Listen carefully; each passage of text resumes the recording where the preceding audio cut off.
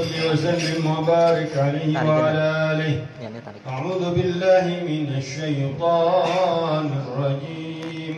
بسم الله الرحمن الرحيم. إنا فتحنا لك فتحا مبينا ليغفر لك الله ما تقدم من ذنبك وما تأخر ويتم نعمته عليك ويهديك صراطا مستقيما وينصرك الله نصرا عزيزا. لقد جاءكم رسول من أنفسكم عزيز عليه ما عنتم حريص عليكم بالمؤمنين رؤوف رحيم. فإن تولوا فقل حسبي الله لا إله إلا هو عليه توكلت وهو رب العرش العظيم. إن الله وملائكته يصلون على النبي يا أيها الذين آمنوا صلوا عليه وسلموا تسليما. اللهم صل وسلم وبارك عليه وعلى آله. اللهم صل وسلم وبارك عليه وعلى آله. الحمد لله الذي هدانا بعبده المختار من دعانا إليه بالإذن وقد نادانا لبيك يا من دلنا وهدانا. صلى عليك الله أهلك الذي بك يا مشرف خصنا وحبانا مالك الأطهار معدن سرك الأسماء وهم سفن النجاة حمانا. وعلى صحابتك الكرام حماة دينك أصبحوا لولائه عنوانا والتابعين لهم بصدق ما حدا حاضر مودتي هيج الأشجانا. والله ما ذكر الحبيب لدى المحب إلا وضحى والها النشوانا. أين المحبون الذين عليهم بذل النفوس مع النفائس هانا. لا يسمعون بذكر طه المصطفى إلا بهم تعش وأذهب رانا. فاحتاجت الأرواح تشتاق اللقاء وتحن تسأل ربها رضوانا. حال المحبين كذا فاسمع إلى سير المشفع وارهف الآذانا. وانصر إلى صافط المجتبى واحضر بقلبك يمتلئ وجدانا. يا ربنا صل وسلم دائما على حبيبك من إليك دعانا. اللهم صل وسلم اللهم صل وسلم وبارك عليه وعلى آله. نبأنا الله فقال جاءكم نور فسبحان الذي أنبانا. والنور وعده من به في ذكره أعظم به منانا. هو رحمة المولى تأمل قوله فليفرحوا وابدوا به فرحانا. مستمسكا بالعروة الوثقى ومعتصما بحبل الله من أنشانا. واستشعرا أنوار من جيل متى كنت نبيا قال آدم كان. بين التراب وبين ماء فاستفيد من غفلة أنت وكن يقظانا. واعبر إلى أسرار ربي لم يزل ينقلني بين الخيار مصانا. لم تفترق من شعبتين إلا أنا في خيرها حتى بروزي أنا. فأنا خيار من خيار قد خرجت من نكاح لله أصانا. ظهره الله وحماه واختاره وما أدراك مثله إنسانا. وبحبه وبذكره والنصر والتوكيل رب العرش قد أوصانا. يا ربنا صل وسلم دائما على حبيبك من إليك دعانا. اللهم صل وسلم وبارك عليه. سعدنا في الدنيا فانظرنا في الأخرى بخديجة الكبرى وفاطمة الزهراء. سعدنا في الدنيا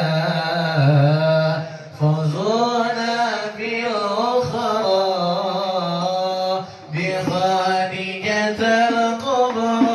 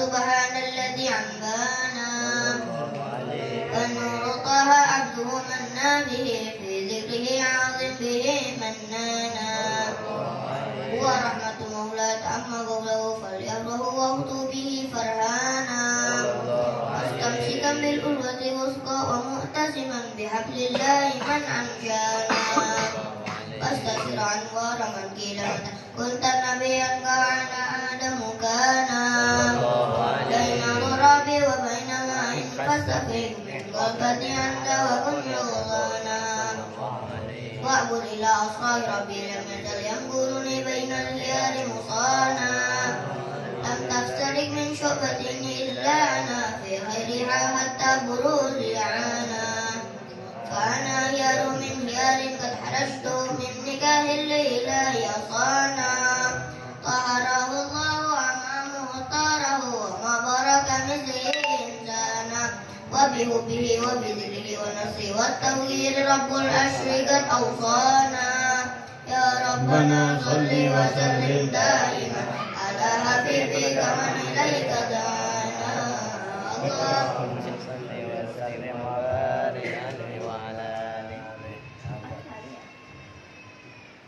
اللهم setelahnya.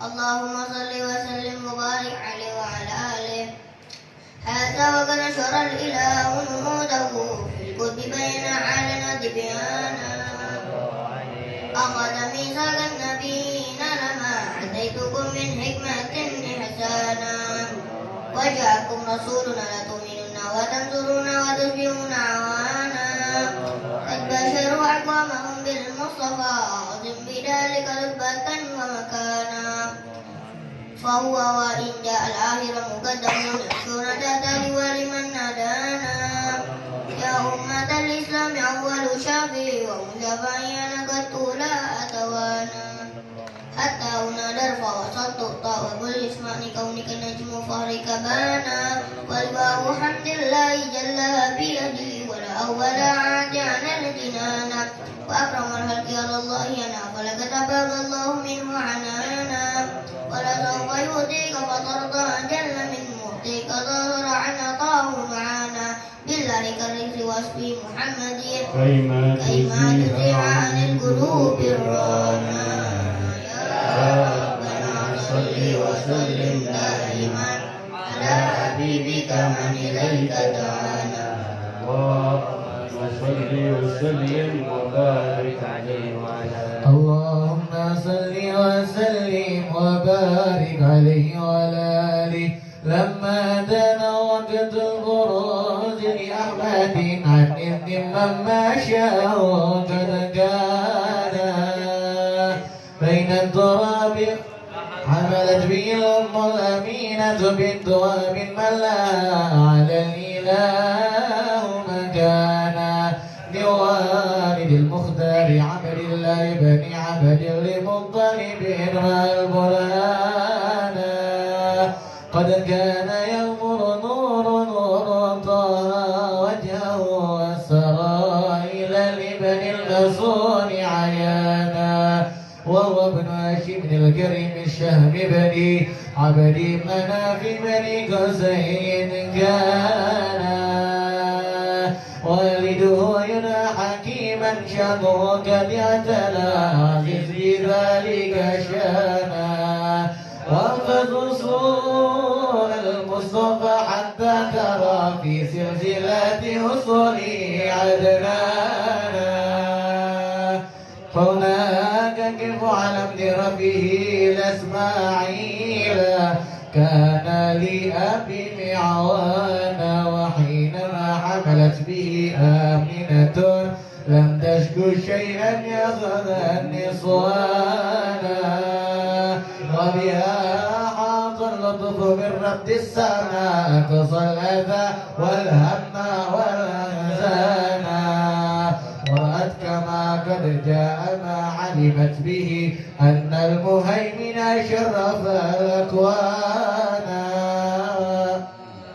بالتور من في بطنها فاستبشرت ودنا المخاط فأترعت رضوانا سبحان الله والحمد لله ولا إله إلا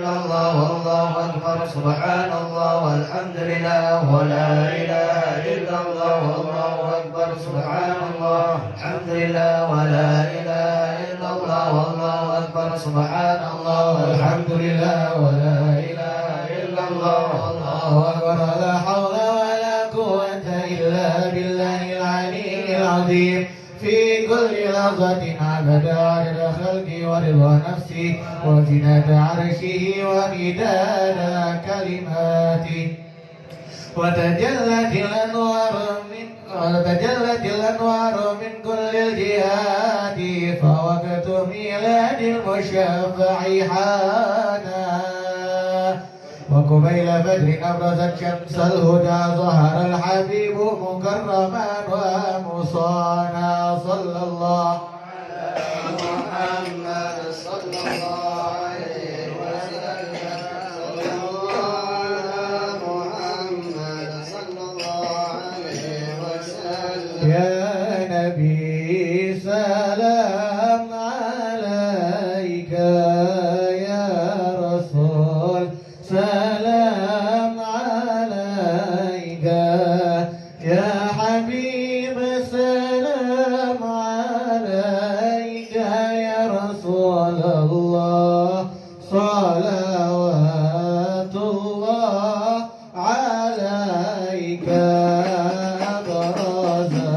الله المشفع صاحب القدر المرفع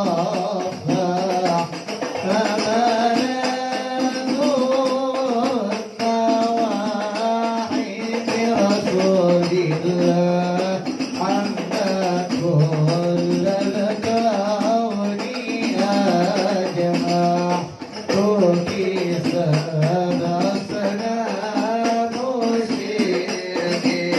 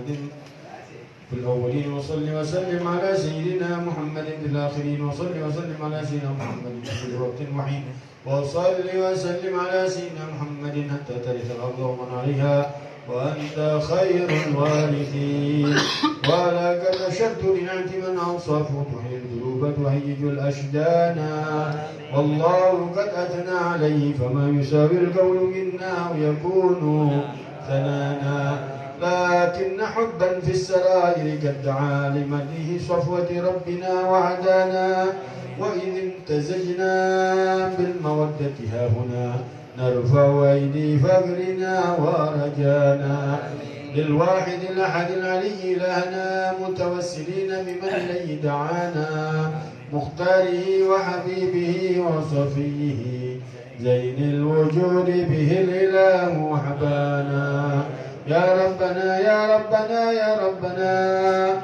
بالمصطفى قبلنا جب دعوانا أنت لنا يا ذخرنا في هذه الدنيا وفي أخرانا أصلح لنا الأحوال واغفر ذنبنا ولا تؤاخذ ربي إن أخطأنا واسلك بنا بنجطى المصطفى ثبت على قدم الحبيب خطانا أرنا بفضل منك طلعة أحمد في بهجة عين الرضا ترعانا واربط به في كل حال حبلنا وحبال من ود ومن والانا والمحسنين ومن أجاب نداءنا وذوي الحقوق وطالبا أوصانا والحاضرين وسعيا في جمعنا ها نحن بين يديك أنت ترانا ولقد رجوناك فحقق سننا واسمع بفضلك يا سميع دعانا وانصر بنا سنة طه في بقاع الأرض واجمع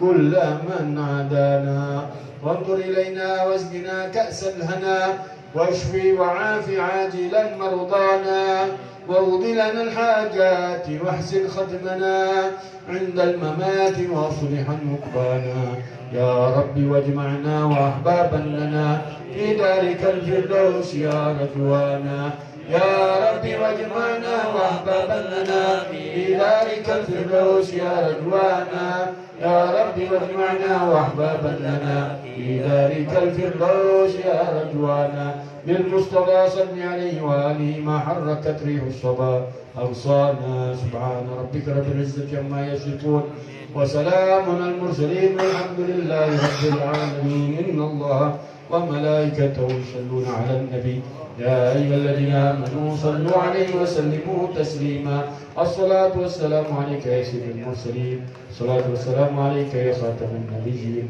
الصلاة والسلام عليك يا من أرسلك الله رحمة للعالمين ورضي الله تعالى عن أصحاب رسول الله أجمعين آمين الفاتحة سيدنا حبيبنا والشفيعنا وقرة في أعيننا نور قلبي سيدنا محمد بن عبد الله وعلى آله وصحبه وذريته وأبا الأخوان من الأنبياء والمرسلين وعلى كل من الصحابة أجمعين والتابعين وتابع التابعين لهم بإحسان محادث الله بن عيسى وسيدنا سيد العظم الفقيه مقدم محمد بن علي بعلم من ساداتنا علي عبد علي وعباد الله الصالح مقدم ثاني بن عبد الرحمن السقاف من أولاد بن بكر سلطان بن الله بن عبد الله سلطان الماس بن عبد الله بن أبي بكر العلي بن بكر بن عبد الله العجوز العرش علي بكر سلطان عبد الرحمن شيخ بكر سلطان محمد بن عبد الرحمن بن شهاب الدين ثم رسول محمد بن حسين بن علي محمد بن علي مولى علي ورسول شيخ محمد بن علي بهدي أحد بن شيخ بكر بن سلمان بن سالم سيدنا حسين شيخ بكر بن سلمان شيخ بكر بن سلمان وحضار بن شيخ بكر بن سلمان علينات أجمعين قد بالأنفاس عبد المرء عبد الرحمن عطاش علي بن عبد الله فارس سيدنا عبد الله بن عبد الرحمن بن عمر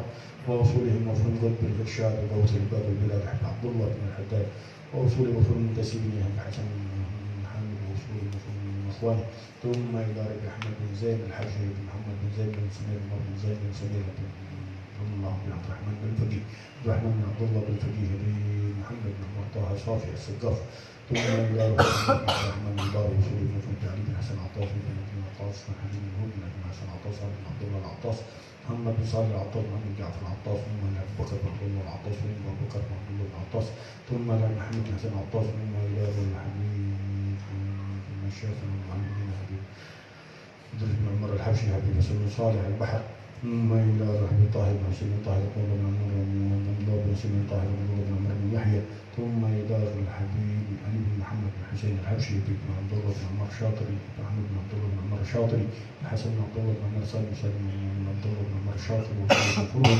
ثم إلى الحبيب علي بن عبد الله بن عبد بن شهاب بن محمد بن عبد الله بن عبد بن شهاب بن عبد الله بن محمد بن عبد الله بن عبد بن شهاب الخروج علي ووصولهم وفروض منتسبين إليهم ثم إلى الحبيب الوداد بن محمد السقاف بن أحمد طه مشهور حداد إبراهيم بن عمر بن عقيل بن محمد بن عبد الله الهدار بن محمد بن سالم بن حبيب بن سالم بن حفيظ ووصولهم وفروض بن عبد الباري بن شيخ العجوز يحيى بن عبد الباري بن شيخ العجوز بن عبد الباري الجنيد ثم إلى جميع أولياء الله في الغار يذهبون مع حضر عبادك الصالحين خصوصا هذا بلغ خاصة الحبيب بكر بن محمد السقاف بن عمر السقاف وصولهم وفروهم منتسبين إليهم ثم إلى الحبيب حسين بن أبي بكر العجوز بن عبد الله بن محسن عطاس بن حسين بن علي عطاس بن علي الشاطري ثم إلى أبي عبد الرحمن بن عبد الله الحبشي أبي علي بن عبد الرحمن بن عبد الله الحبشي بن محمد بن علي بن عبد الرحمن الحبشي بن عبد الرحمن بن محمد بن علي بن عبد الرحمن الحبشي ثم إلى ربيع علي بن حسين العطاس بن حسين بن علي بن حسين العطاس ثم إلى أبي حسين بن أحمد جندان بن نوفل بن حسين بن أحمد جندان ثم أخوان وصول مفروحة ثم إلى ربيع محمد بن هدى عطاس بن حسين بن محمد بن هدى عطاس ثم أخوان وصول مفروح منتسبين إليهم ثم إلى الحبيب محمد بن عبد الهداد بن محمد بن القادر بن محمد بن عبد بن أخوان ووصولهم مفروح منتسبين إليهم ثم إلى أبي حسين مقام حبيب أحمد بن الحجاج عطاء بن طلعداد وعطاء بن طلعداد بن سعيد بن طلحداد شيخ بن سعيد بن طلحداد وصولهم مفروض منتسبين إليهم ثم إلى رجل عبد الله بن سالم بن عطاس بن محمد بن بن عطاس بن عطاس بن يعقوب بن عطاس بن محمد بن عطاس بن عطاس بن عطاس بن محمد بن حسان العدروس ووصولهم مفروض من منذر بن فؤاد بن عبد الرحمن بن موسى ووصولهم مفروض منتسبين إليهم ثم إلى أرواح والدينا ووالديكم من أبي هاشم بن عمر بن حامد ثم إلى طه بن هديناني هديناني وصوله منتسب إليه محمد ساسي وصوله منتسب إليه أن الله يتغشاهم بالرحمة والمغفرة ولدرجات في الجنة ويريد عليهم بركاتهم وأسرارهم وأنوارهم وعلومهم ونفحاتهم في الدين والدنيا والآخرة ويجعلنا وإياكم من أهل الحياة ويسرنا بأجل أعظم إسعاد بيننا كل المرام والبيان على هذه النية وعلى كل نية مطهرين وعليكم فتوح النور ورسول صلاح الجسد والقلب روح وارزقنا وإياكم توبة نصوح هذه النية وعلى كل نية صالحة وإلى حضرة النبي الفاتحة. بسم الله الرحمن الرحيم. اهدنا الصراط المستقيم صراط الذين أنعمت عليهم غير المغضوب عليهم ولا الضالين.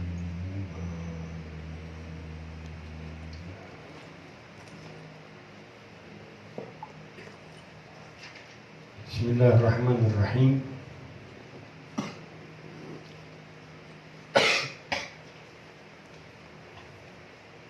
فإن قلت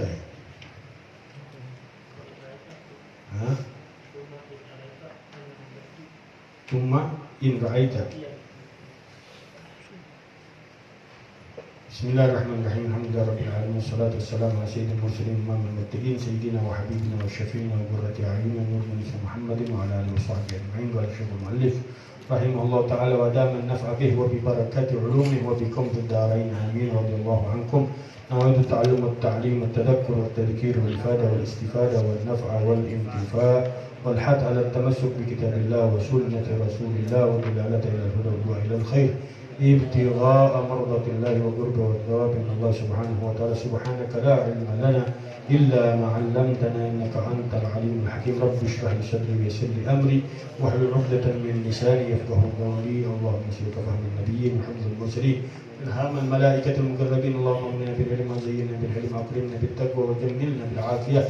اللهم يا فتاح يا عليم يا فتاح يا عليم يا فتاح يا عليم افتح لنا فتحا قريبا يا فتاح يا عليم يا فتاح يا عليم يا فتاح يا عليم. قال رضي الله عنكم ثم إن رأيت أنه بقي عندك نشاط فتنفل ما بدا لك ثم صلي 3 ركعات بنية الوتر بتسليمتين أو تسليمتين وتقرأ في الأولى سبح اسم ربك الأعلى وفي الثانية قل يا أيها الكافرون وفي الثالثة الإخلاص والمعوذتين.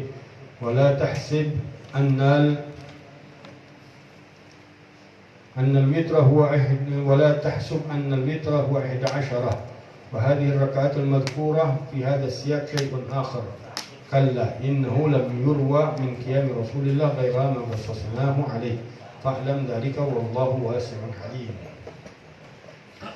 وينبغي أن يكون لك ورد من تلاوة الكتاب العزيز تداوم على قراءته في كل يوم وليلة، وأن ذلك أن تقتصر على جزء فيكون لك في كل شهر ختمة، وعلى ذلك أن تختم في كل 3 أيام. واعلم أن لقراءة القرآن فضلا عظيما آثارا لتنوير القلب كبيرا. قال رسول الله صلى الله عليه وسلم أفضل عبادة أمتي قراءة القرآن. وقال علي كرم الله وجهه من قرأ القرآن وهو قائم في الصلاة كان له بكل حرف 100 حسنة، من قرأه وهو قائد في الصلاة كان له بكل حرف 50 حسنة، من قرأه وهو خارج الصلاة وهو على طهارة كان له بكل حرف 25 حسنة، من قرأه وهو على غير طهارة كان له بكل حرف 10 حسنات. وإياك أن يكون همك في تلاوتك مبصورا على الإكثار منها دون تدبر وتردد. عليك إذا تلوت بالتدبر والتفهم واستعن على ذلك بالترتيل، وأحضر في قلبك عظمة المتكلم سبحانه، وأنك بين يديه تقرأ عليه كتابه الذي أمرك فيه ونهاك وعاضك ووصاك. وكن عند قراءة آية التوحيد والتمجيد ممتلئا بالإجلال والتعظيم، وعند قراءة آية الوعد والوعيد ممتلئا بالرغب والرهب، وعند قراءة آية الأوامر والزواجر شاكرا مضطربا بالتقصير مستغفرا عازما على التشمير. واعلم أن القرآن هو البحر المحيط ومنه تستخرج جواهر العلوم ونفائس الفهوم، ومن فتح له طريق الفهم فيه من المؤمنين دام فتحه وتم نوره واتسع علمه وصار لا يمل قراءته ليلا ولا نهارا لأنه قد وجد فيه مقصوده وظفر منه بمطلوبه. هذه صفة المريد الصادق. قال الشيخ أبو مدين رضي الله عنه لا يكون المريد مريدا حتى يجد في القرآن كل ما يريد. Alhamdulillah wa syukurillah. Di sore hari ini kita kembali dalam kajian kita dalam kitab Risalatul Muawanah wal Muwazarah wal Mudaharah lirragibina minal mu'minina sulukas sabilil akhirah. Karangan Al-Imam Qutbil Irsyad wa Qawsil Ibad wal Bilal Al-Habib Abdullah bin Alawi Al-Haddad, yang mengajak kita untuk saling tolong-menolong, dorong-mendorong, saling memberi spirit, kekuatan untuk orang-orang yang punya keinginan dari kalangan orang-orang yang beriman menuju jalan akhiratnya Allah Subhanahu wa taala, yaitu yang terbesar adalah keridhaan Allah selain surganya Allah Subhanahu wa taala. Mudah-mudahan Allah Subhanahu wa taala memberikan selalu hidayah dan taufik untuk kita untuk bisa melalui jalan-jalan keridhaan Allah Subhanahu wa taala. Amin ya rabbal alamin. Di dalam pembahasan yang lalu, setelah 3 minggu kita liburkan pengajian. Yang pertama kita kemana ya? Lupa ya. Enggak, Banjar ya. Kedua mati lampu, yang ketiga Id ya kemarin. Iya. 3 minggu kita libur daripada pengajian kita, yang mudah-mudahan Allah Subhanahu wa taala tuliskan keberkahannya enggak hilang untuk kita semuanya.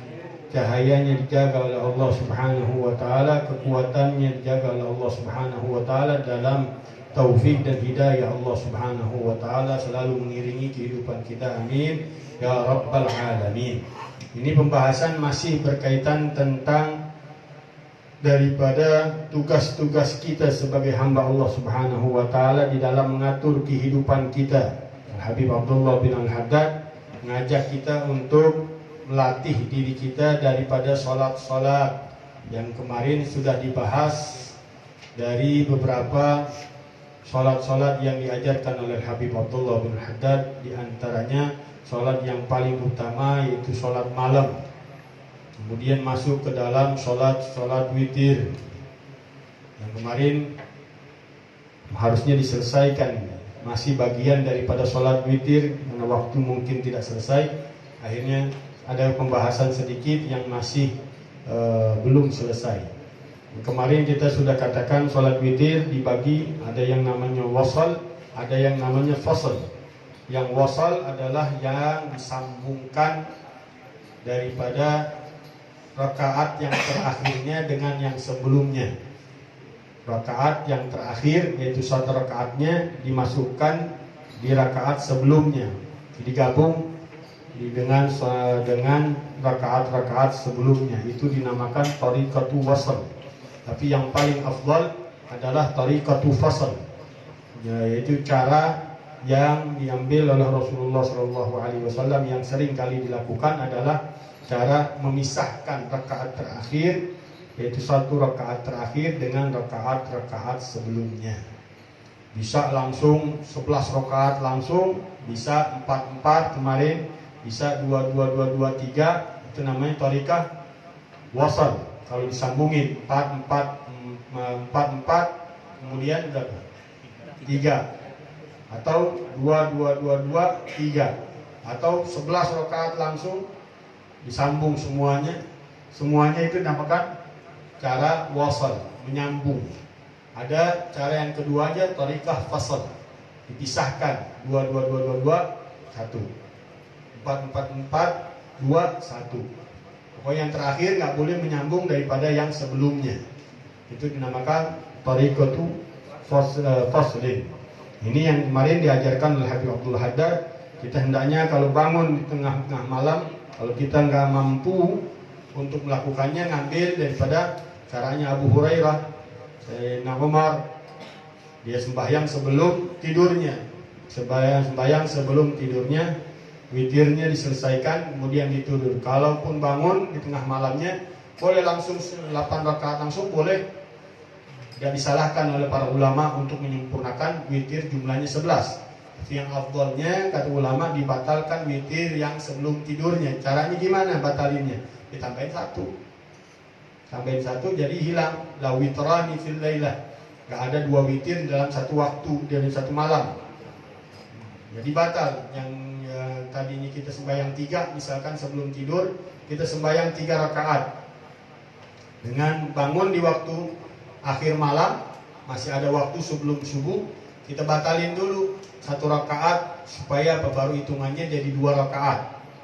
Yang witir yang ininya bisa dikatakan oleh ulama untuk pengganti witir-witir sebelumnya. Kalau kita orang-orang yang nggak pernah sembahyang witir sebelumnya, bisa jadi sebagai pengganti witir-witir yang kita terhilangkan di malam-malam yang lalu dari umur kita. Atau diartikan oleh ulama batal sholat witirnya karena tidak ada witir di satu malam dalam 2 kali. Nggak ada witir 2 kali dalam satu malam. Jadi baru hitungannya kita 2 rakaat, berarti tinggal kita nambahin 9 rakaat. Itu yang paling afdal dan itu yang diajarkan oleh masyayikhna, guru-guru kita. Jadi kita diajarkan dengan guru mulia kita, batalin dulu 1 rakaat untuk kita sambung sembahyang witirnya dengan akhirkan sholat witir itu 1 rakaat. Ij'alu akhir sholatikum bil lail witra, kata Nabi SAW. Jadikan akhir sholatmu di akhir malam witir, benar-benar 1 rakaat. Walaupun boleh-boleh aja. Kalau kita 3 langsung kita sempurnain 8 boleh, atau ulama. Karena memang hitungan sempurnanya witir adalah 11 rakaat. Tapi yang cara yang lebih afdal untuk mengakhirkan waktu malam kita itu dengan sholat witir, dengan kita batalin tadi yang kita sudah sholat ya sebelum tidur kita dengan 1 rakaat, kemudian kita teruskan jumlah yang kurangnya dari kesempurnaan witir. Kalau sembahyang 5 rakaat sebelum tidur ya tinggal 6 rakaat. Kita batalin 1 berarti tinggal 7 rakaat. Begitu seterusnya. Nah ini dikatakan oleh Habib Abdul Haddad kemarin sudah diajarkan oleh Habib Abdul Haddad, boleh kita sembahyang langsung 2 rakaat sebanyak 8 rakaat atau 4 rakaat atau digabungin semuanya dalam satu salam.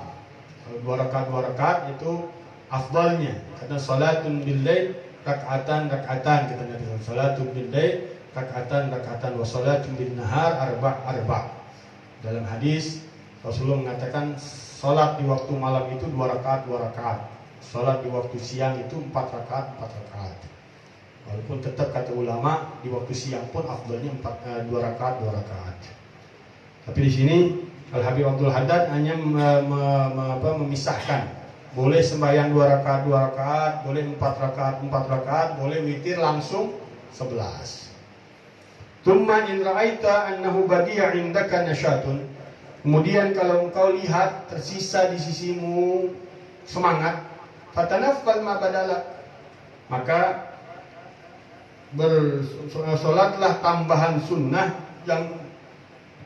yang nampak di dalam dirimu yang kau inginkan.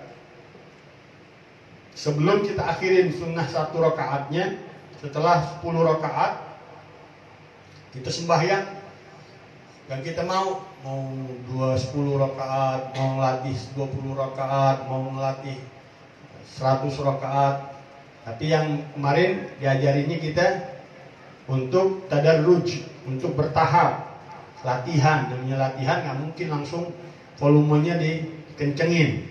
Akhirnya semalam doang, besoknya udah kagak mau lagi sholat. Kenapa? Badannya sakit-sakit ya. Karena kebanyakan sholatnya, karena nggak pakai latihan.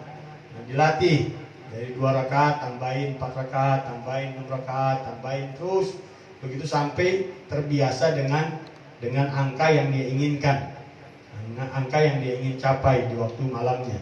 Mau 10, mau 20, mau 100, mau 200. Kalau kuat sampai kekuatan yang sangat hebat yang diberikan oleh para wali-wali besar, 1000 rakaat tiap malam seperti Al-Imam Al-Habib Abdullah bin Alawi Al-Haddad. Tapi itu kekuatan yang sangat super bagi orang-orang yang dipilih oleh Allah Subhanahu wa taala, berikan kemampuannya Allah Subhanahu wa taala. Paling tidak kata guru kita, mainin aja deh dulu, kalau bahasa kita, mainin aja dulu deh. Mulai aja. Jangan banyak berimajinasi.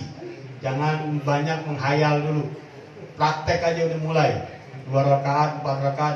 Witir aja deh. Witir aja 11 rakaat kata guru kita. Witir sembahyang 11 rakaat. Coba bisa enggak? Jangan kita berhayal atau waliyadzubillah mengklaim bahwa nggak mungkin 1000 rakaat. Ente nggak mungkin. Kalau ente orang malas sih nggak mungkin. Orang-orang kayak kita malas nggak bakal mungkin. Tapi orang-orang yang punya kekuatan dari Allah dikasih waktunya berkah, dikasih waktunya penuh karamah. Beda sudah. Kalau waktu udah dikasih keberkahan Allah Subhanahu Wa Taala, jangan para kekasih Allah. Kita aja kadang-kadang ngerasa nih 1 jam lama banget. Nah, pernah nggak begitu? Itu lagi dikasih Allah Subhanahu Wa Taala, diratakan tuh makna berkah. Orang-orang di sekelilingnya ngerasakan keberkahan dikasih satu orang kekasih Allah, tapi sekelilingnya merasakan keberkahan waktu tersebut. Harinya merasa berkah banget. Padahal yang dituju orang-orang yang dipilih Allah Subhanahu Wa Taala dan keberkahan kata ulama. Tapi karena keberkahannya diratain Allah Subhanahu Wa Taala, jadi dirasakan orang-orang biasa. Dia ngerasain hari panjang banget, ini malam panjang banget, ini waktu panjang banget. Itu dirasakan oleh orang-orang seperti kita nih. Bukan karena kita yang berkah, bukan. Ada orang-orang yang diturunkan keberkahan Allah, nyamber kitanya. Kita dikasih Allah keberkahan untuk membuktikan Allah Subhanahu Wa Taala bahwa ada waktu-waktu yang ditaruh sama Allah Subhanahu Wa Taala keberkahannya untuk para kekasih-kekasih. Apalagi tingkatannya karamah. Udah nggak bisa dijangkau oleh akal manusia. Seperti Habib Muhammad bin Saleh Al-Attas sembahyang dengan 360 kali khatmul Quran. Ini nggak bisa ngomong kita. Gimana mau 360 kali khatmul Quran? Dalam satu malamnya dia sembahyang dengan 360 kali khatmul Quran. Sekali gitu nggak mungkin. Ada nggak kira-kira orang pejaten sekali khatmul Quran dalam satu malam? Kayak sholat lagi, nggak sholat ya kagak.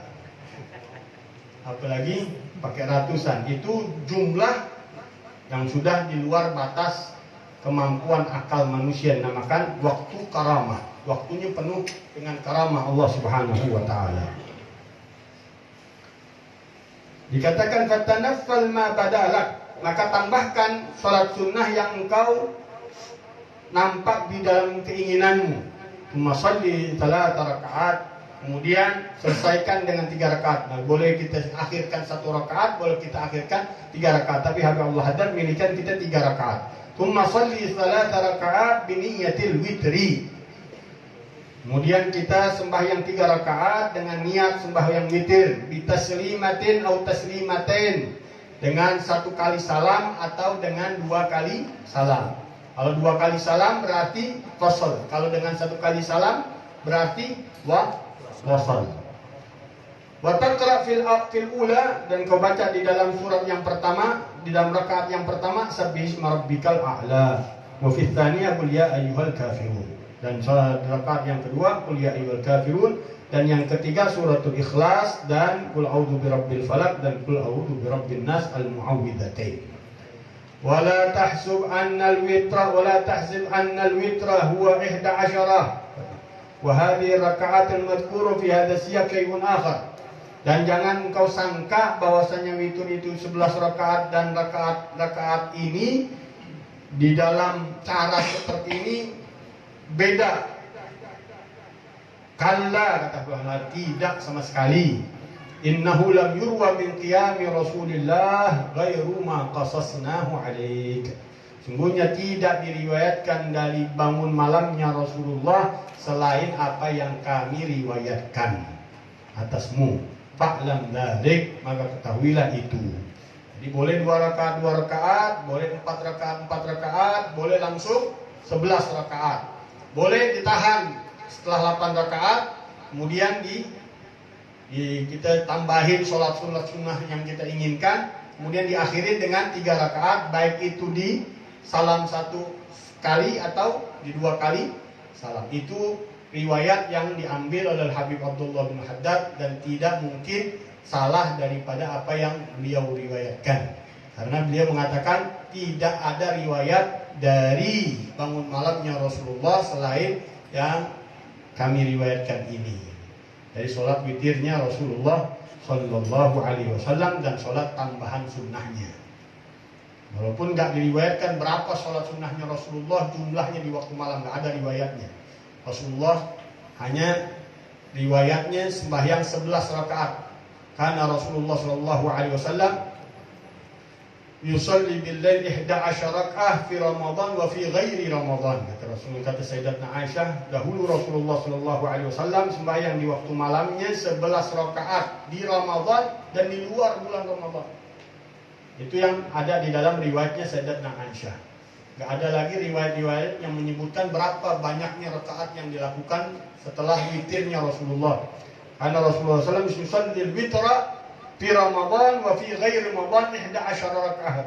Rasulullah sembahyang witir di bulan Ramadan dan di luar bulan Ramadan 11 rakaat. Artinya salah yang menafsirkannya tarawih. Tarawih 11 rakaat. Emang tarawih ada di bulan selain Ramadan? Hah? Boleh sih, boleh.